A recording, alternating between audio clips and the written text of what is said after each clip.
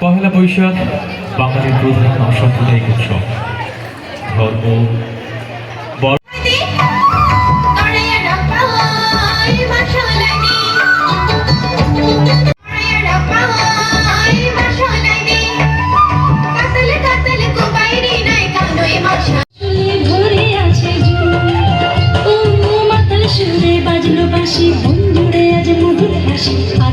আজকে আমাদের বাংলা শুভ নববর্ষ উপলক্ষে আয়োজিত যে র্যালি ছিল এবং র্যালির পরে খুব চমৎকার একটা কালচারাল প্রোগ্রাম হয়েছে।